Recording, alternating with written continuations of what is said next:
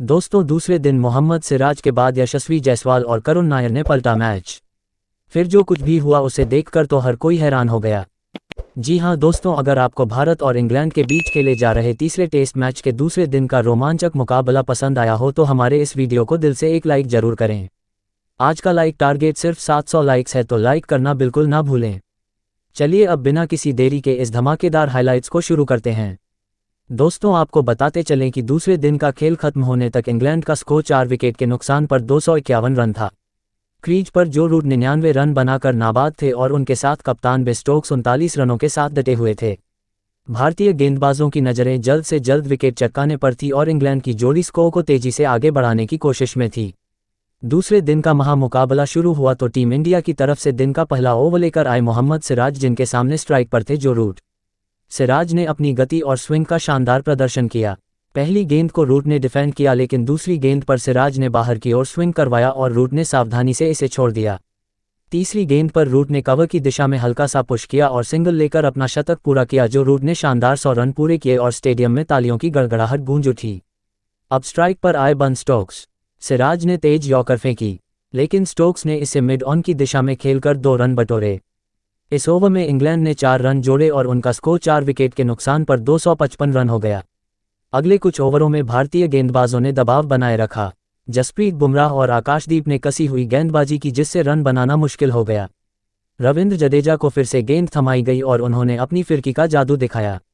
जडेजा ने एक शानदार फ्लाइटेड गेंद फेंकी, जिसे बेन स्टोक्स समझ नहीं पाए और गेंद स्टंप्स को चूम गई। स्टोक्स 41 रन बनाकर पवेलियन लौटे। इंग्लैंड को 5वां झटका लगा और स्कोर 5 विकेट के नुकसान पर 260 रन था। बेन स्टोक्स का विकेट गिरने के बाद इंग्लैंड की तरफ से क्रीज पर जो रूट का साथ देने आए विकेटकीपर जेमी स्मिथ, दोनों बल्लेबाजों के कंधों पर इंग्लैंड की पूरी जिम्मेदारी आ चुकी थी। जो रूट और जेमी स्मिथ ने सावधानी से बल्लेबाजी शुरू की। रूट अपनी शानदार फॉर्म में थे और लगातार सिंगल्स और डबल्स लेते हुए स्कोर को आगे बढ़ा रहे थे। स्मिथ ने भी समझदारी दिखाई और रूट का अच्छा साथ दिया, लेकिन आकाशदीप ने अपनी गति से इंग्लैंड के बल्लेबाजों को परेशान करना जारी रखा। एक तेज इन स्विंगर ने जेमी स्मिथ को चारों खाने चित कर दिया और गेंद स्टंप्स को उड़ा ले गई। स्मिथ सिर्फ 12 रन बनाकर आउट हुए और इंग्लैंड का स्कोर 6 विकेट के नुकसान पर 275 रन था। जेमी स्मिथ के पवेलियन लौटने के बाद अब क्रीज पर आए क्रिस वॉक्स। रूट और वॉक्स ने मिलकर कुछ देर तक भारतीय गेंदबाजों का सामना किया, लेकिन मोहम्मद सिराज ने फिर से कमाल दिखाया। सिराज ने एक शानदार आउट स्विंगर फेंकी, जिसे वॉक्स ने छूने की कोशिश की, लेकिन गेंद उनके बल्ले का किनारा लेते हुए ऋषभ पंत के दस्तानों में समा गई। वॉक्स 8 रन बनाकर आउट और इंग्लैंड को 7वां झटका लगा। स्कोर अब 7 विकेट के नुकसान पर 285 रन था। ब्राइडन काज अब रूट के साथ क्रीज पर थे। रूट अपनी शतकीय पारी को और मजबूत करते हुए 120 रन के पार पहुंच चुके थे, लेकिन आकाशदीप ने फिर से कहर बरपाया। एक तेज बाउंसर ने काज को परेशान किया और अगली ही गेंद पर उन्होंने शॉट खेलने की कोशिश की, लेकिन गेंद हवा में उछली और नीतीश कुमार रेड्डी ने मिड ऑफ पर शानदार कैच लपका। काज 10 रन बनाकर आउट और इंग्लैंड का स्कोर 8 विकेट के नुकसान पर 295 रन था। ब्राइडन काज विकेट गिरने के बाद जो रूट का साथ देने के लिए अब जोफ्रा आर्चर क्रीज पर आए। रूट ने एक छोर संभाले रखा और स्कोर को 300 रन के पार ले गए, लेकिन सिराज ने फिर से अपनी क्लास दिखाए। एक तेज इनकटिंग गेंद ने आर्चर के स्टंप्स बिखेर दिए। आर्चर सिर्फ 5 रन बनाकर पवेलियन लौटे और इंग्लैंड का स्कोर 9 विकेट के नुकसान पर 310 रन था। आखिरी बल्लेबाज शोएब बशीर क्रीज पर आए। रूट अब आक्रामक हो चुके थे और तेजी से रन बटोर रहे थे, लेकिन आकाशदीप ने अपनी शानदार गेंदबाजी से इंग्लैंड की पारी का अंत कर दिया। एक तेज यॉर्कर ने बशीर के स्टंप्स उड़ा दिए और इंग्लैंड की पारी 110 ओवर में 321 रनों पर सिमट गई। जो रूट 135 रन बनाकर नाबाद रहे।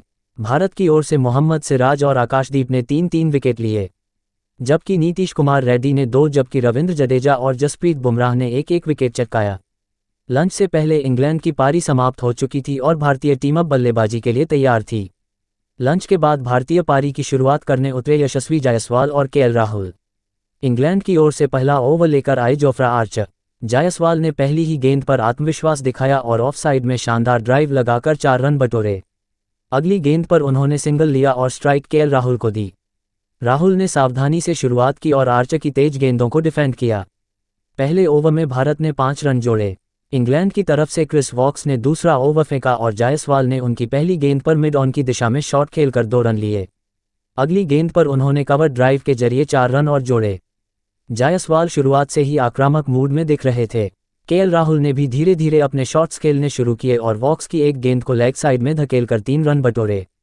भारत का स्कोर तेजी से बढ़ रहा था।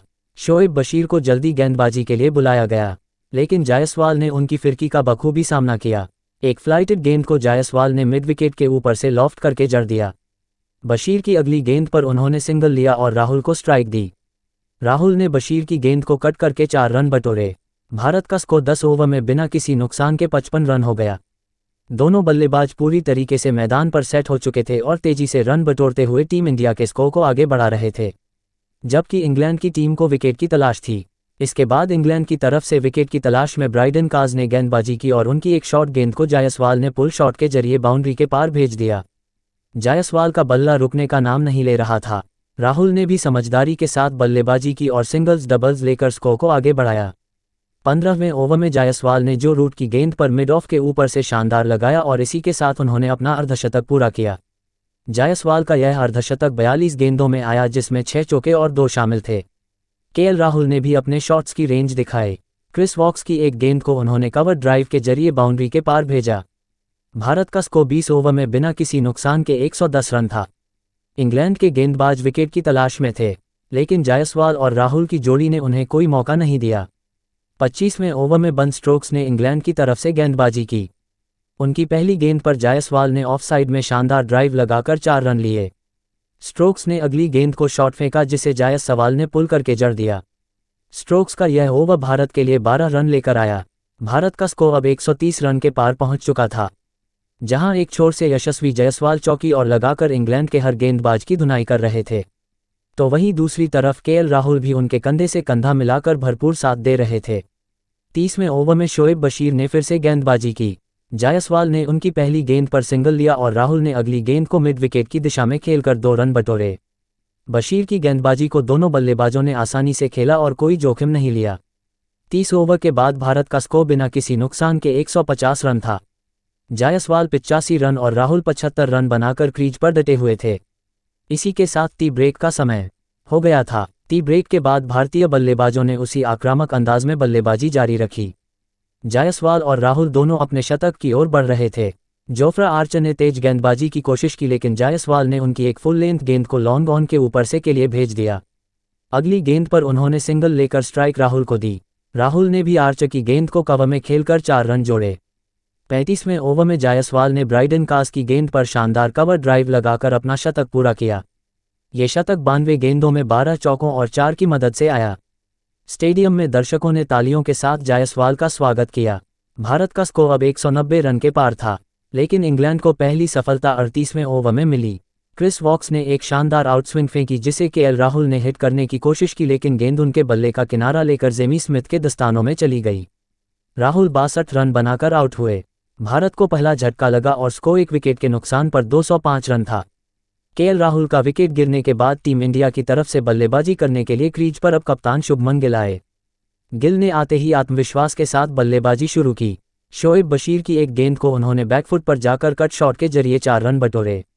जायसवाल और गिल ने मिलकर स्कोर को तेजी से आगे बढ़ाया। 45वें ओवर में जायसवाल ने जो रूट की गेंद पर मिड विकेट के ऊपर से लगाया और भारत का स्कोर 250 रन के पार पहुंच गया।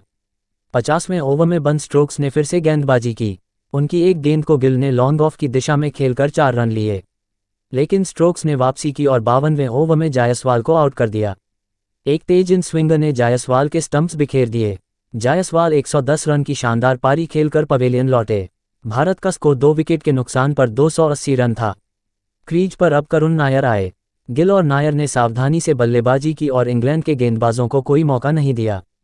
गिल ने जोफ्रा आर्चर की एक गेंद को मिड ऑन के ऊपर से लॉफ्ट करके जड़ दिया।